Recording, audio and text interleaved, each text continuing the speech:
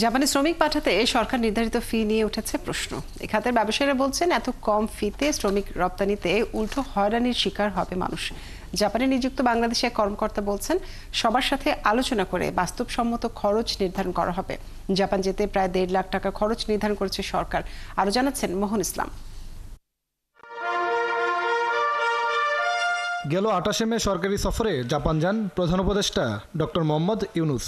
4 দিনের সফরে সরকারের সাথে সরকার বা G2G, সরকারের সাথে ব্যবসায়ী G2B এবং ব্যবসায়ীর সাথে ব্যবসায়ী B2B পর্যায়ে দুই দেশের মধ্যে বেশ কয়েকটি চুক্তি ও সমঝোতা স্মারক স্বাক্ষর হয়, যার মধ্যে সরকারি জনশক্তি বিষয়ক প্রতিষ্ঠান BMETর সাথে জাপানের বেসরকারি 2টি সংস্থার সমঝোতা স্মারক স্বাক্ষর হয়।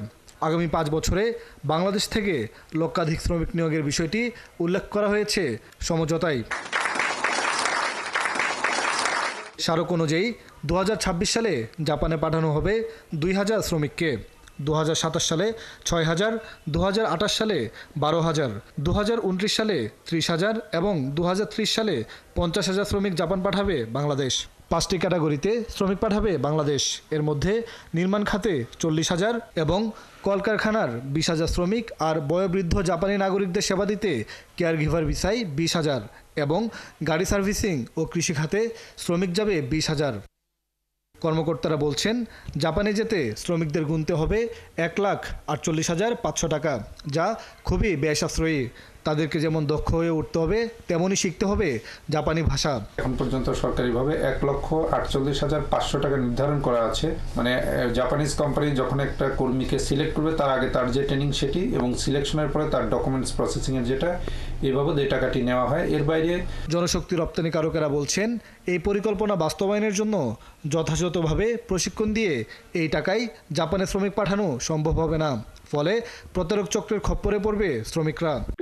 1 লাখ যে সামথিং যে টাকাটা, এটা কোনোভাবেই সম্ভব না এবং এটাকে আরো বাড়াইতে হবে। যদি আপনি লিগ্যাল ভাবে রাখতে চান, তাহলে যেসব এজেন্সি আছে তাদের সাথে কথা বলে স্ট্যান্ডার্ড একটা রেট করাটা আমার মনের জন্য। কারণ এমবিসির যে ভিসা অফিসার এরা দায়িত্ব দেয় বাংলাদেশি স্টাফদের উপরে। তারা তাদের পাইপলাইন আছে, যেখানে ঘুষ পায় সেখানে ফলস কাগজেও বলে এটা ঠিক আছে, আর ঘুষ না পাইলে ভালোটাকেও বলে এটা ঠিক নেই। আর জাপানে শ্রমিক পাঠানোর ক্ষেত্রে ভাষা শিক্ষা সবচেয়ে গুরুত্বপূর্ণ।